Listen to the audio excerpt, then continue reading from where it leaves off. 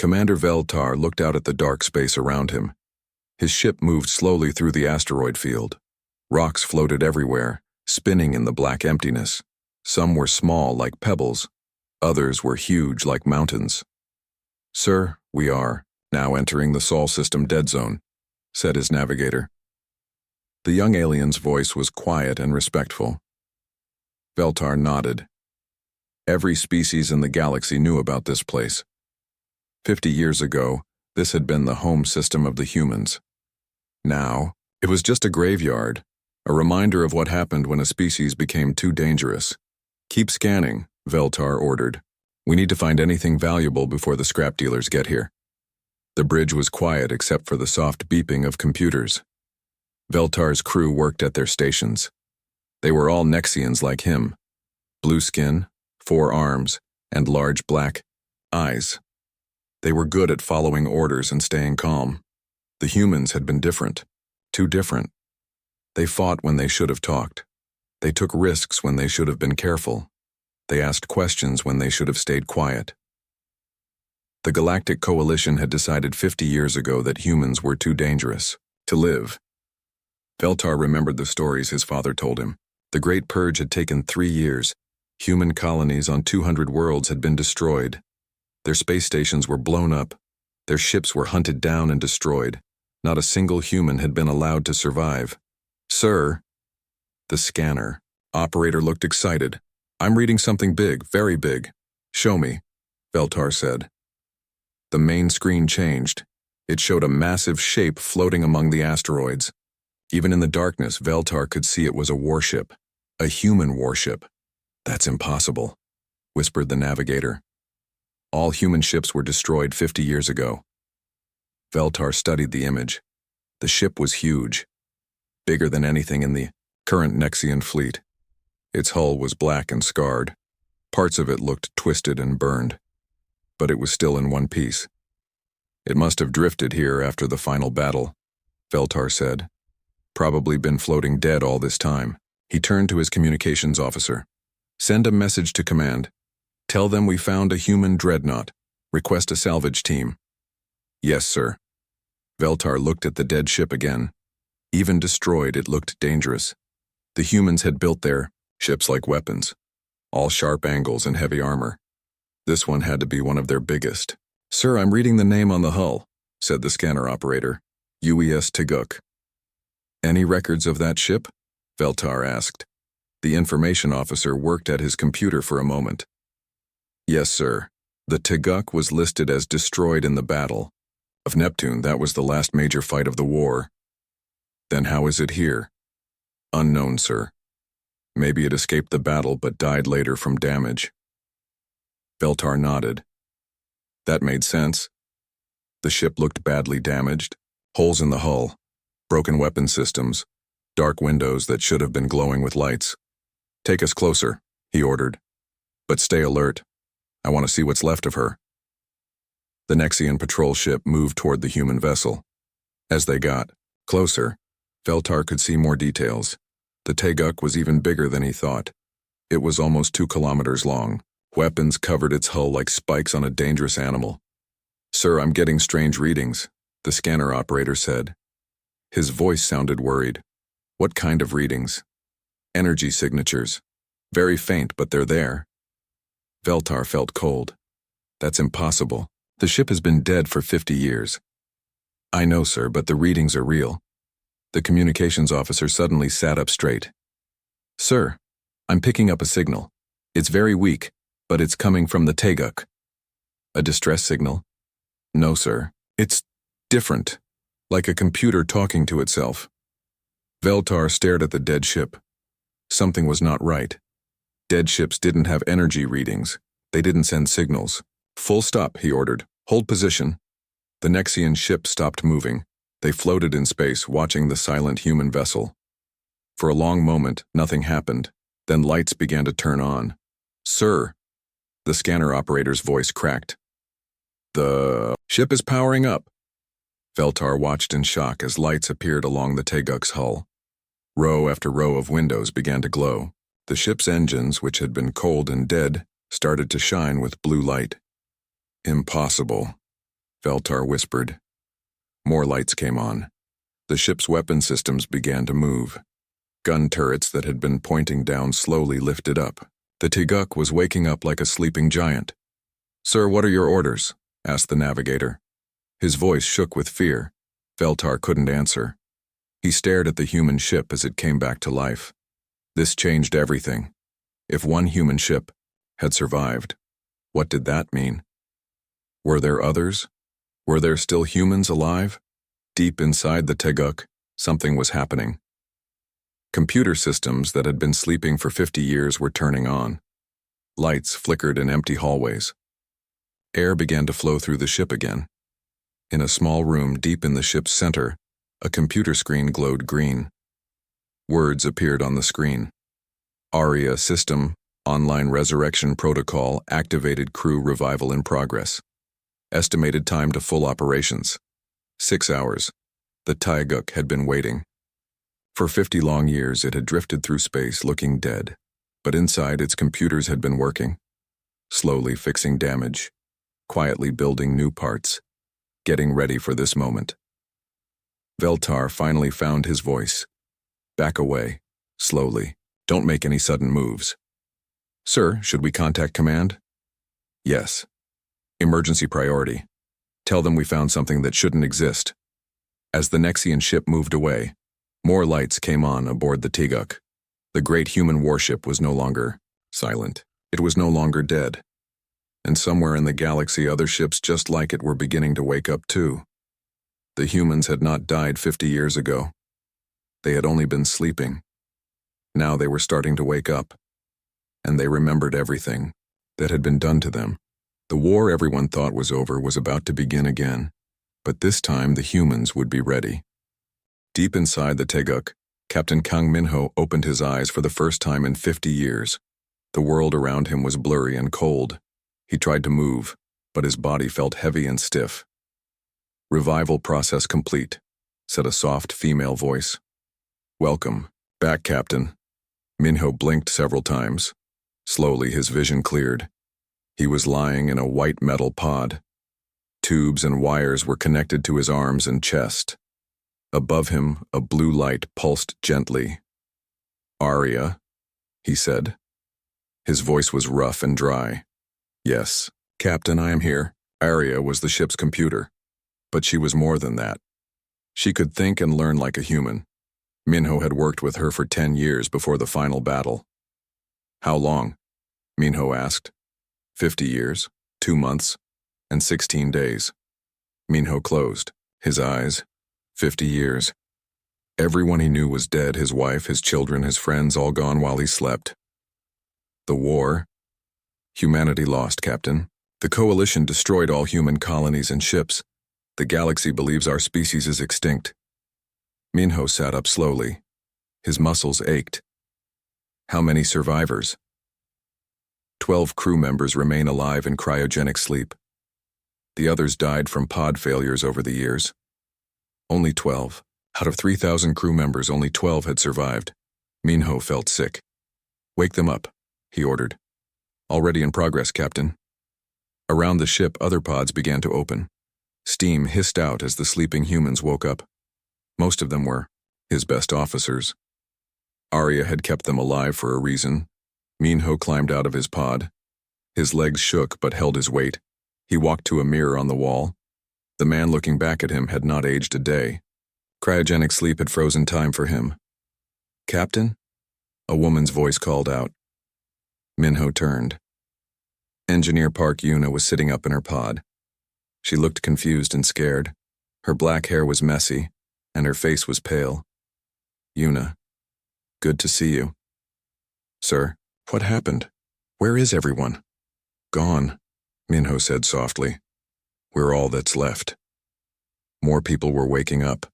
Communications officer Lee Jae-won climbed out of his pod. He was young, maybe 25. Half of his head was covered with metal. "Implants that helped him talk to computers, Captain," Jae-won said. "I can hear radio signals, lots of them, but they're not human." "The aliens own everything now," Minho explained. "They divided up our territory after they killed us." Marine Commander Choi Seonho woke up next. He was a big man with scars on his face. He had fought in the ground battles on Earth before the final space battle. How many of us made it? Seonho asked. 12 total, Arya answered. The minimum needed to operate the ship. Dr. An Hyeri was the next to wake up. She was the ship's doctor and scientist. She looked around the medical bay with worried eyes. The others? Dead, Minho said. Pod failures over the years. Hyeri nodded sadly. She understood. Cryogenic sleep was dangerous. The longer you stayed frozen, the more likely something would go wrong. The last few survivors woke up over the next hour. Technician Nam Sujin, who worked with alien technology. Pilot Oh Ji-hoon, who could fly anything. A few others. When they were all awake, Minho gathered them in the main meeting room. The room was dark except for emergency lights. Through the windows, they could see the Nexian patrol ship watching them from a distance. Arya, report, Minho said. The computer's voice filled the room. After the Battle of Neptune, I activated emergency protocols. The ship was badly damaged but still functional. I put all surviving crew in cryogenic sleep and began repairs. For 50 years? Yuna asked. Yes. I have been rebuilding the ship, piece by piece.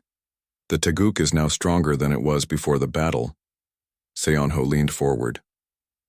What do you mean stronger? I have spent 50 years learning and building.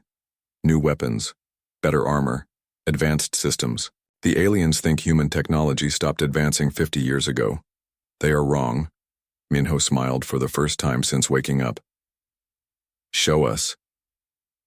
The lights in the room brightened. Screens on the walls came to life. They showed images of the ship's new systems.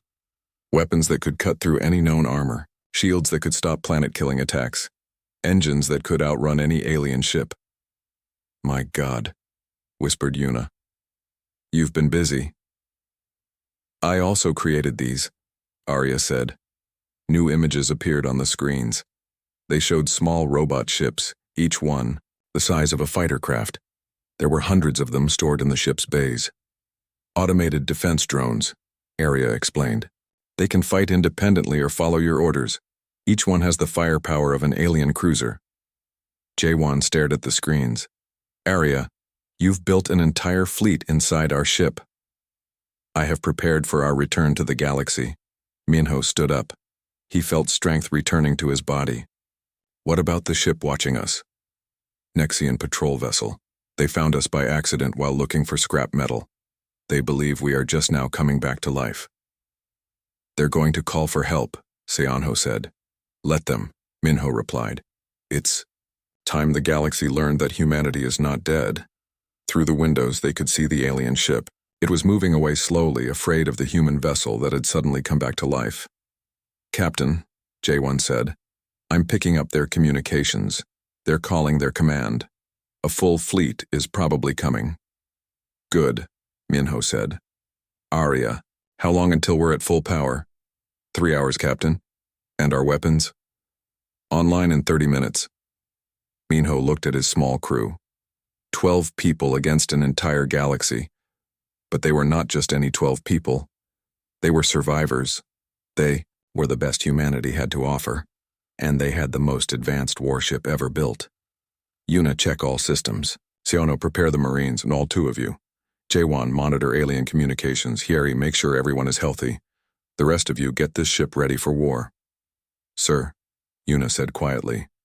There are only 12 of us. Minho smiled grimly. 12 humans. 1 advanced AI, hundreds of combat drones, and 50 years of anger. He looked out at the stars. Somewhere out there, the aliens who had killed his species were living on human worlds. They thought they were safe. They thought humanity was just a bad memory. They were about to learn how wrong they were. Arya, send a message to any other Phoenix ships that might be out there. Message sent, Captain. And Captain? Yes? It is good to have you back. The Taguk continued to power up. In a few hours, the galaxy would face humanity again, and this time the humans would not lose. 2 hours after the humans woke up, the Nexian patrol ship was still watching them. Commander Veltar paced back and forth on his bridge. He had sent 3 emergency messages to his command center. No replies yet. "Sir, the human ship is moving," reported his scanner operator. Veltar looked at the main screen.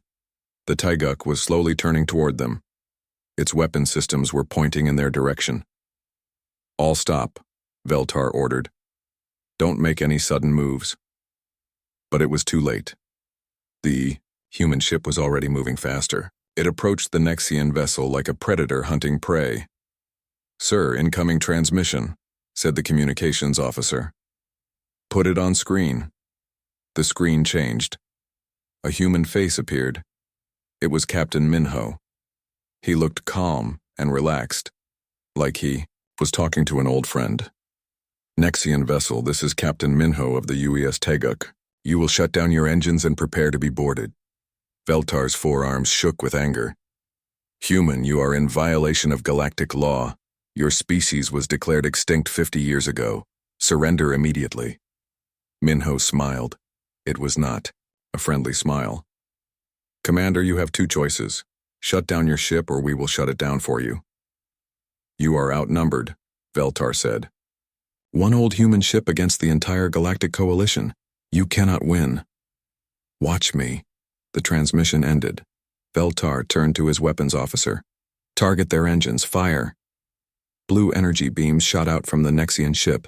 They hit the Taiguks, shields, and disappeared like raindrops hitting a mountain. "Our weapons have no effect, sir," the weapons officer reported. Before Veltar could respond, the Taiguk fired back. But it didn't use destructive weapons.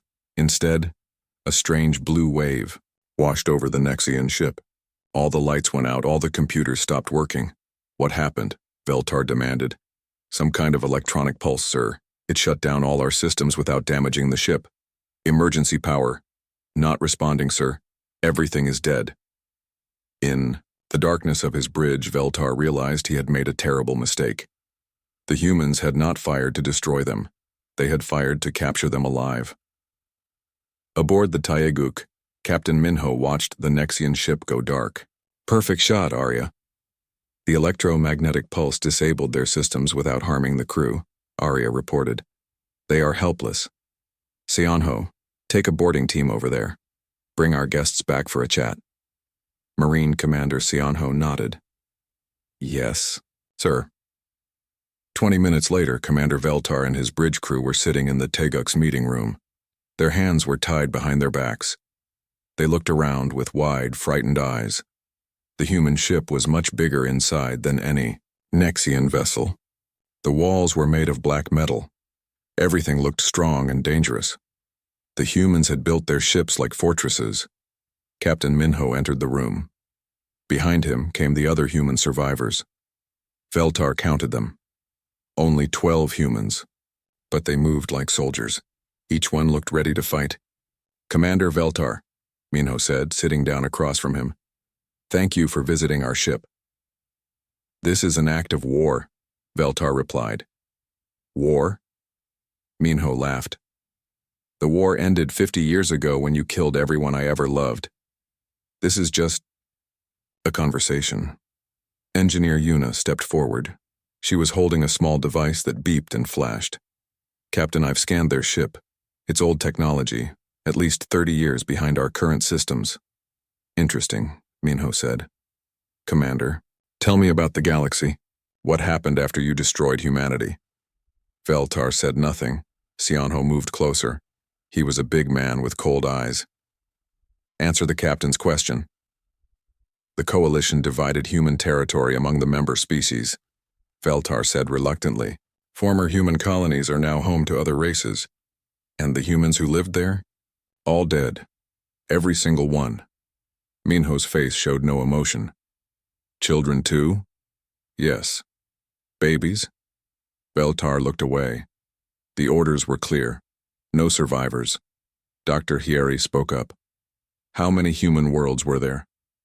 237 colonies, plus Earth and the major space stations. "All destroyed?" "Yes." Minho stood up and walked to the window. Outside, he could see Veltar's ship floating dead in space.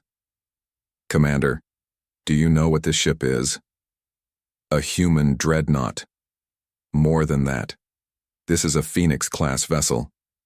Do you know what that means? Veltar shook his head. Una smiled. It means this ship was designed to survive anything, even total destruction, even the death of its crew. For 50 years we've been drifting through space, Minho continued. But we weren't dead. We were learning, growing stronger, getting ready. Ready for what? Veltar asked. Revenge. Communications Officer Jawan entered the room. His metal implants were glowing with activity. Captain, I've hacked into their ship's computer. I have access to the entire Nexian communication network. What did you find? Everything, sir. Fleet positions, colony locations, military strength. The Coalition thinks they're safe because they believe humanity is gone. How wrong they are, Minho said softly. Suddenly, alarms began ringing throughout the ship. Arya's voice filled the room. Captain, multiple ships approaching, Nexian fleet 15 vessels. Perfect timing, Minho said. Commander, your friends have come to rescue you. Veltar looked hopeful for the first time. You cannot fight 15 ships. Watch and learn. The humans left their prisoners in the meeting room and went to the bridge. Through the large windows they could see the Nexian fleet approaching. 15 warships in battle formation. They look angry, observed pilot Oji-Hoon. Arya, are our new toys ready? Minho asked. All defense drones are prepared for launch. Captain, launch them. The Teguk's hull opened in dozens of places. Small robotic ships poured out like angry insects. Each drone was the size of a fighter craft but moved faster than anything the Nexians had ever seen. The Nexian fleet opened fire. Energy beams and missiles filled space. But the human drones moved like they could see the future. They dodged every shot and struck back with impossible accuracy. Within 10 minutes, 3 Nexian ships were disabled. Their engines were destroyed, but their crews were still alive. The drones had been programmed to capture, not kill. Impossible, whispered Veltar's navigator, who was watching from the meeting room. Their technology is 50 years ahead of ours. By the end of the battle, all 15 Nexian ships were floating dead in space. The human drones had disabled everyone without destroying a single vessel or killing a single alien. Captain Minho returned to the meeting room. Commander, your rescue fleet has joined your ship. Disabled but alive.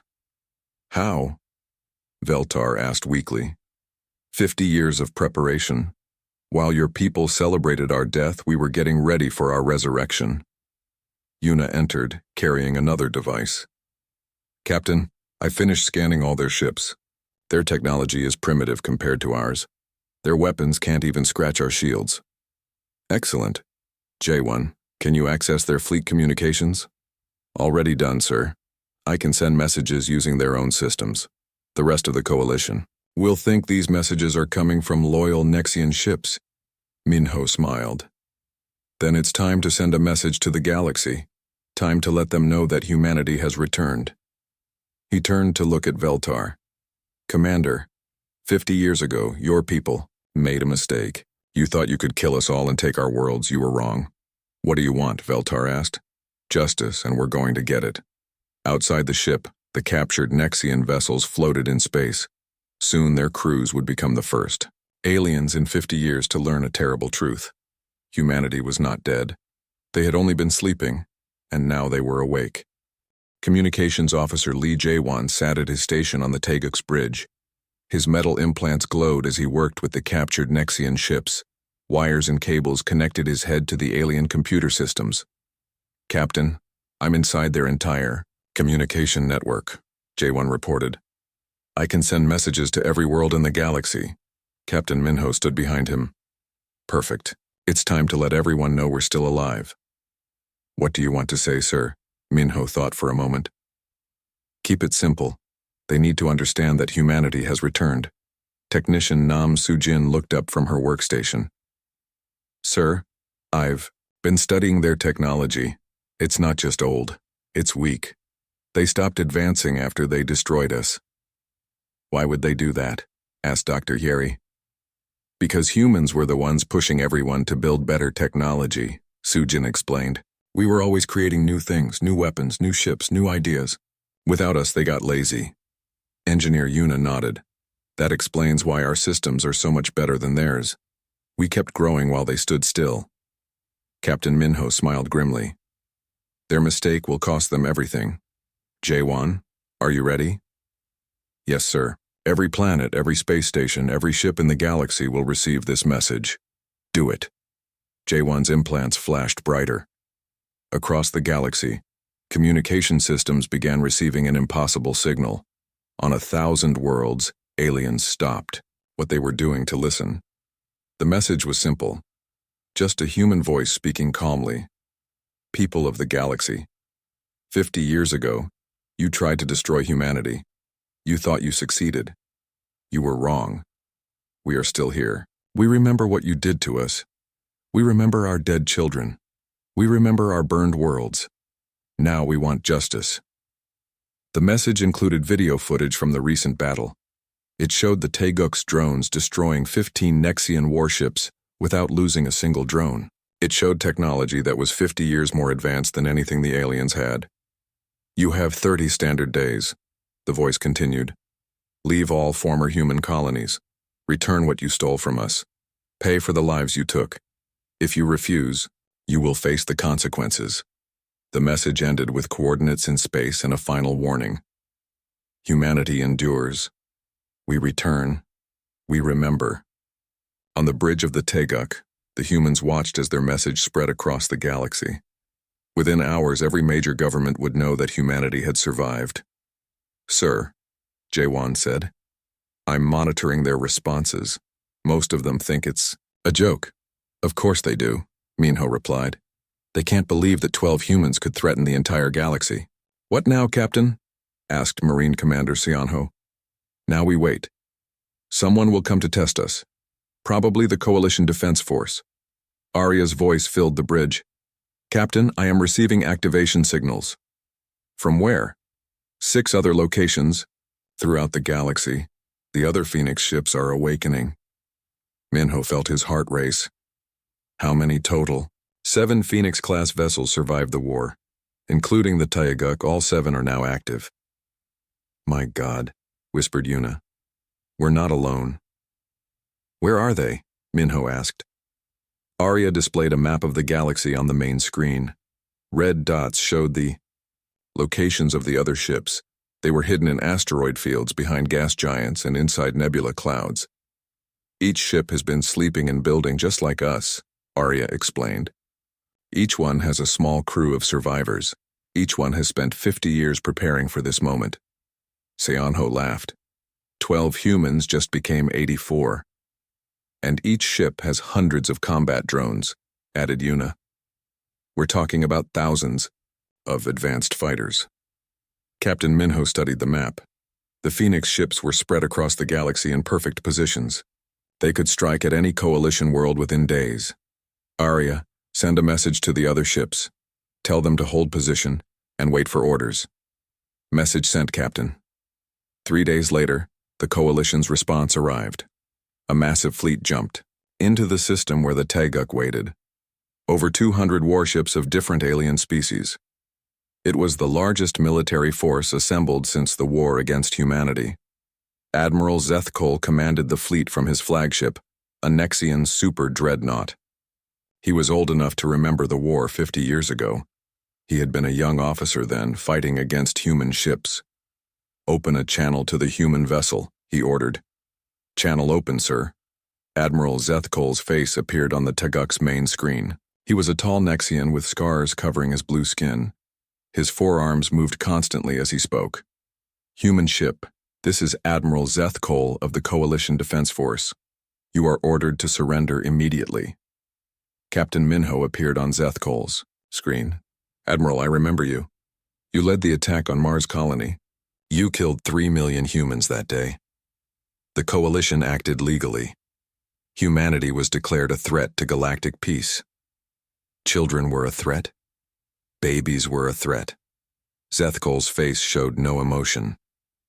The orders were clear. Complete elimination. And now you're here to finish the job? If necessary. Surrender now and you will be treated fairly. Minho laughed. Admiral, you brought 200 ships to fight one. Do you know what that tells me? What? That you're afraid. You remember how we fight. You remember that humans don't give up. Your species lost the war. Did we? Minho asked. Because it looks to me like we're still here. Zethkol cut the transmission. He turned to his weapons officer. Target the human ship. All vessels prepare to attack. But before the coalition fleet could fire, something impossible happened. 6 more human ships appeared out of nowhere. They dropped out of faster-than-light travel in perfect formation around the Teguk. 7 Phoenix-class vessels floated in space, their hulls gleaming with advanced armor. Each one was bristling with weapons that the coalition had never seen before. Impossible, whispered Zethkol's navigator. 7 human dreadnoughts. How did they survive? Admiral Zethkol stared at the screens. 7 ships against 200. The humans were still outnumbered almost 30 to 1. But for the first time in 50 years, he felt afraid. Captain Minho's voice filled every ship in the coalition fleet. Admiral, you made the same mistake 50 years ago. You thought numbers were more important than skill. You thought size was more important than intelligence. You were wrong then, and you're wrong now. You cannot win, Zethkol replied, but his voice shook. Watch us. The 7 Phoenix ships began to launch their drones. Thousands of small, fast fighters poured out of their hulls. Each drone moved like it was alive, dodging and weaving through space. The Battle of the Titan Nebula was about to begin. And this time, humanity would not lose. The Battle of the Titan Nebula began at exactly 1432 Galactic Standard Time. Admiral Zethkol gave the order to attack, and 200 coalition warships opened fire at once. The space around the 7 Phoenix ships filled with energy beams and missiles. It looked like the humans would be destroyed in seconds, but the Phoenix ships moved like dancers, spinning and turning to avoid the attacks. Their shields absorbed the few hits that connected. The human technology was so advanced that the alien weapons barely scratched their hulls. Impossible, Zethkol shouted. Our weapons aren't even hurting them. Captain Minho's voice came over the communication system. Admiral, your technology stopped advancing 50 years ago. Ours did not. The human drones reached the coalition fleet first. They were small and fast, but each one hit like a battleship. They flew between the alien vessels, striking with perfect accuracy. But the humans did not try to destroy the alien ships. Instead, they targeted engines, weapons, and life support systems. Ship after ship went dark as the drones disabled them, without killing their crews. They're not trying to kill us, reported Zethkol's tactical officer. What? The human attacks are precise, sir. They're disabling our ships but leaving the crews alive.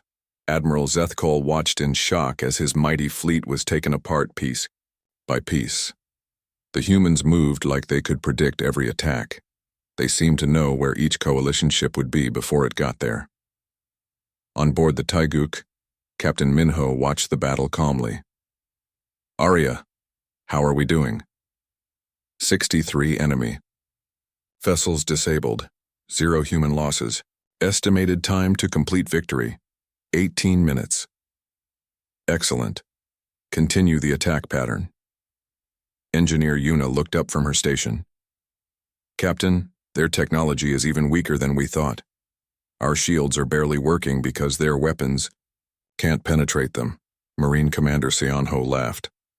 They brought 200 ships to fight 7 and they're still losing. The battle continued. More coalition ships went dark as the human drones swarmed over them. The aliens tried every tactic they could think of, but nothing worked. The humans fought like they could see the future. Every alien move was countered before it could succeed. Every attack was turned into a trap. Sir, reported Zethkol's communications officer, Captain Korseth's ship is disabled. So is Admiral Velran's dreadnought. We've lost over half the fleet. Zethkol stared at the tactical display. Red symbols showed disabled coalition ships. Green symbols showed active human vessels. All 7 Phoenix ships were still fighting, at full strength. This is impossible, he whispered. How can they be so much stronger than us? His question was answered when one of the human ships moved close to his flagship. It was massive, easily 3 times the size of his own vessel. Weapons covered its hull like scales on a dragon. "Admiral," came Captain Minho's voice, "would you like to surrender now?" "Never." "Then watch this." The human ship's main gun powered up. It was larger than any weapon Zethkol had ever seen. Energy gathered at its tip, glowing brighter and brighter. But instead of firing at the Coalition flagship, the weapon turned toward an empty area of space. It fired once and the energy beam kept going. It traveled for millions of kilometers before striking an asteroid. The asteroid, which had been the size of a small moon, simply disappeared. Vaporized completely. That shot was set to minimum power, Minho explained. "Would you like to see what full power looks like?" Admiral Zethkol's forearms shook with fear. A weapon that could destroy a moon could certainly destroy his ship, and his fleet, and probably several planets. I surrender," he said quietly. "Louder, Admiral. I surrender. All Coalition ships, cease fire immediately." The battle stopped. In less than 30 minutes, 7 human ships had defeated the largest military fleet in the galaxy. Not a single Coalition crew member had been killed, but every ship was disabled. Captain Minho appeared on screens throughout the Coalition fleet. Behind him stood his small crew of survivors. "People of the galaxy," he began. 50 years ago, you made a choice. You decided that humanity was too dangerous to live alongside you. You tried to kill every man, woman, and child of our species." He paused, letting his words sink in. "You succeeded in killing billions of us. Our worlds burned because of you. Our children died because of you. But you made one mistake. You didn't kill all of us." On planets across the galaxy, aliens watched the broadcast in stunned silence. "For 50 years we have been sleeping, growing stronger, learning from our mistakes. While you divided up our territory and celebrated our death, we were preparing for this day." Captain Minho gestured to the disabled fleet around him. "Today, 12 humans and 7 ships defeated your greatest military force. We did it without killing a single one of you. We could have destroyed this entire fleet, but we chose mercy instead." Admiral Zethkol listened with growing horror. "But our mercy has limits," Minho continued. "You have 30 days to begin returning what you stole from us. Evacuate the human colonies you occupied. Provide supplies and ships for the refugees you created. Begin paying compensation for the genocide you committed. If you refuse, we will take back what is ours by force, and next time, we might not be so merciful." The transmission ended. Across the galaxy, alien governments went into emergency sessions. Military leaders stared at tactical reports that seemed impossible. Politicians argued about what to do, but everyone reached the same conclusion. Humanity had returned and they were stronger than ever. Over the following weeks, the evacuation began. Alien colonies on former human worlds started packing up. Ships full of refugees left planets that had been their homes for 50 years. Some alien species tried to resist. They sent their own fleets to fight the humans. Each time the Phoenix ships appeared and won easily. Word spread quickly. Fighting humanity was hopeless. On the bridge of the Teguk, Captain Minho watched reports coming in from across the galaxy. Hundreds of human worlds were being returned to their rightful owners. "Captain," said Communications Officer J1, "we're receiving messages from hidden human colonies." "What?" "Small groups that survived the genocide by hiding in remote systems. They're coming out of hiding now that it's safe."